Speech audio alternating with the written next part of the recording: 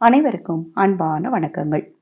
27/1/2025 தை மாதத்தின் 14ஆம் நாள் திங்கட்கிழமை, சிவராத்திரி தேய்பிறை பிரதோஷம்.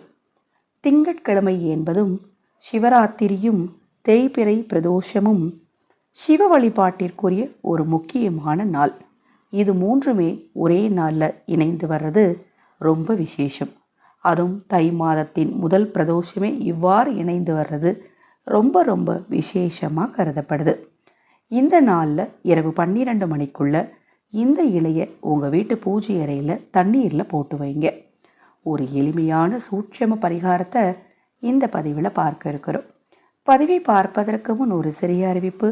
தை அமாவாசை அன்று ஆதரவற்ற ஏழை குழந்தைகளுக்கும் ஆதரவற்ற முதியவர்களுக்கும் உணவளிக்க விரும்பினால் 9346920042 இந்த வாட்ஸ்அப் எண்ணுக்கு தொடர்பு கொள்ளுங்க. அதை பற்றிய தெளிவான விளக்கம் கொடுக்கிறேன். ஒருவருக்கு மட்டுமாவது உணவளிக்க முன்வாருங்கள். உங்கள் கர்மவினை நிச்சயமாக தீரும். சரி, இப்படி சக்தி வாய்ந்த பிரதோஷ நாளில் மிகவும் சக்தி வாய்ந்த அந்த இலை என்ன அப்படின்னா வில்வ இலை. நீங்கள் எந்த சிவாலயத்திற்கு போனாலும் விபூதியோடு வில்வ இலையை கண்டிப்பாக பிரசாதமாக கொடுப்பாங்க. தவறாமல் இந்த பிரதோஷ நாளில் பிரதோஷ நேரத்தில் சிவ வழிபாடு செய்துட்டு கோவிலில் இருந்து வில்வ இலையை வாங்கிட்டு வாங்க. அந்த வில்வ இலையை உங்கள் வீட்டு பூஜை அறையில் ஒரு டம்ளர் தண்ணீரில் போட்டு வைங்க. அந்த தண்ணீரை மறுநாள் காலை எழுந்ததும் வெறும் வயிற்றில் பருகினால் தீராத நோய் கூட தீரும் அப்படின்னு சொல்லப்படுது.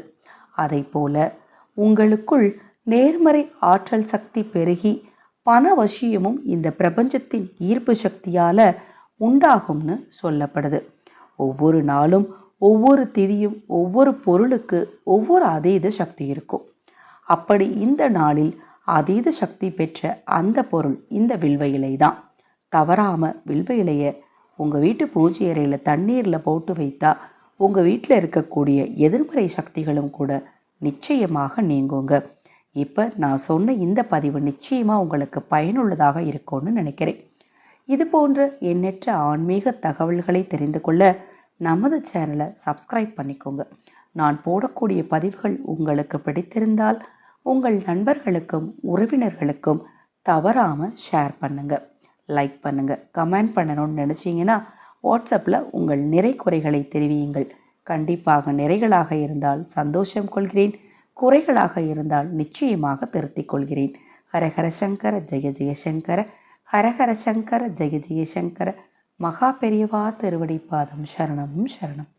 இந்த பதிவை கேட்டுக்கொண்டிருக்கும் உங்களது அனைவரது வாழ்விலும் மகா பெரியவாருளால் நல்லதே நடக்கட்டும்.